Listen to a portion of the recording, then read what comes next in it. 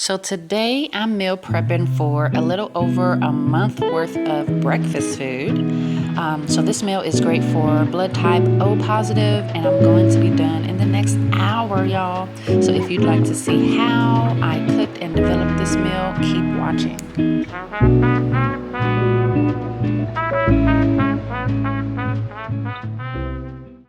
So I've been eating for my blood type for about 4 months now, and have been perfecting this specific meal and recipe for the last 3 months. So I'm now able to cook this once every 6 weeks and be good.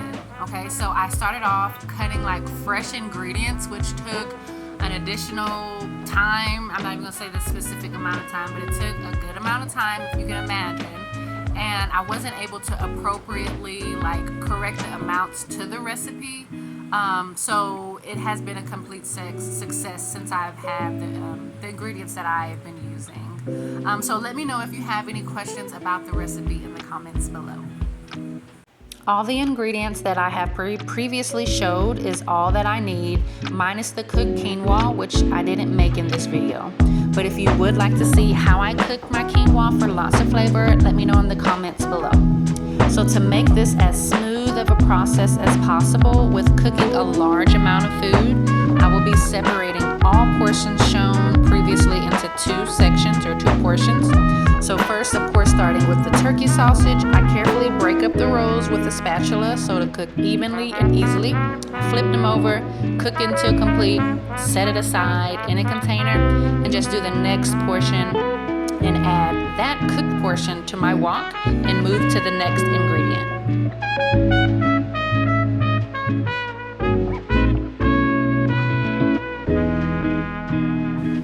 To make sure I can continue cooking evenly without burning the food, I lower the temperature before transferring the food and adding future portions. So now when the new portion is in there, I can turn it back up and be good.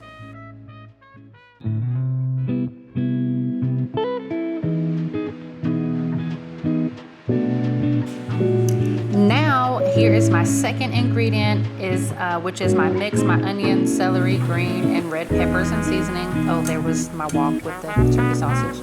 So as I mentioned before, I used to cut up all of these ingredients separately, which made me not even want to meal prep. And doing it like that, I was nowhere getting to 6 weeks of breakfast food, okay? So as you will see, when cooking this, you'll get a lot of water cooked out of it, okay?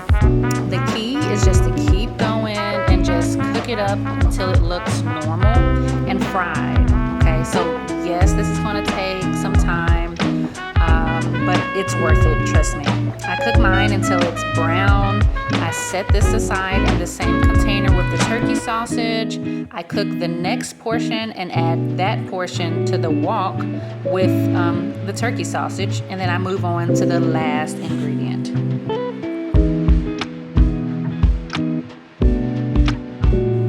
The last ingredient is the easiest to cook. I just add the mix of the peas and carrots to half of all of the half portions. So the turkey sausage, onions, and pepper mix with the peas and carrots are cooking, and I mix this until the peas and carrots are soft.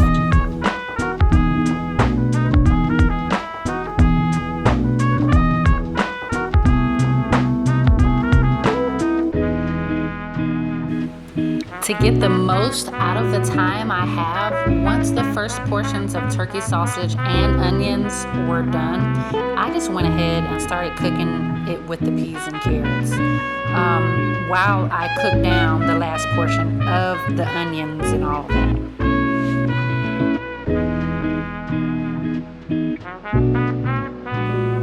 And of course, adjusting my temperatures as I go.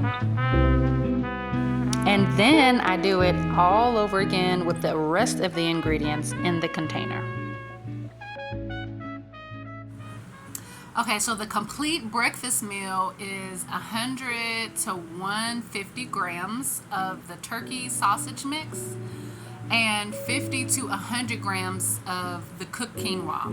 And this meal is so delicious. And of course, like depending if I'm cutting weight or if I'm bulking up, depends on the portion size. That's why I give the range there. I'll also mention that I haven't been cutting weight, so when I do like cut weight, it should last for about 2 months instead of 6 weeks. So here are 4 lessons that I learned over the last 3 months of meal prepping this meal. Number 1, so I previously tried cooking everything like in one container, one large wok, and it was a huge fail. Okay, so there was food going everywhere, and I ended up with a loss and just more food being burning. Okay, just lots of burnt food. Okay, number 2, so to keep the amount of dishes clean, or that I have to clean down, I lowered the temperature throughout cooking, which I didn't do before. So this has also helped me with preventing food from burning and me having, of course, to clean pan. Like I used to have to clean the frying pan repeatedly, and then a different time I tried using a second pan, and I was like, I don't want to clean all this. Okay. The third thing was, there was once a time where I freaked out about the amount of water that was frying when I did the onion mix, and the decision to like keep cooking was the best thing possible. It helped with the flavor a lot and the texture in the meal also. I really like to continue to cook it, to keep going with cooking it. And the last thing is the first time, or maybe probably about the second time that I cooked this, or I tried to meal prep it, I would say. The first time I cooked it, I wasn't meal prepping. I was just trying out a recipe or something that I found maybe. It took 3 hours to do. So when I did try to meal prep it, it took 3 hours. And so with all the changes that I've made, it takes about an hour now. Okay. So thank you so much for watching. So I did forget to mention that all of the bulk food that I make, I put in a separate storage bags and freeze them. So I put how much I should be sectioning out. I take it out once a week, and then I section it into like my little meal prep containers. And so I just do it for 4 days. I do breakfast for 4 days out of the week, just to give me some time to do, if I want to do like a nutritional shake, or like breakfast with my daughter, like waffles and sausages and turkey sausage or something like that. So yeah, I wanted to mention that. After I'm done cooking, I let it cool down. Of course, I do the portion that I do first in my wok to cool down, move on to the next section, and then I freeze them. Yes.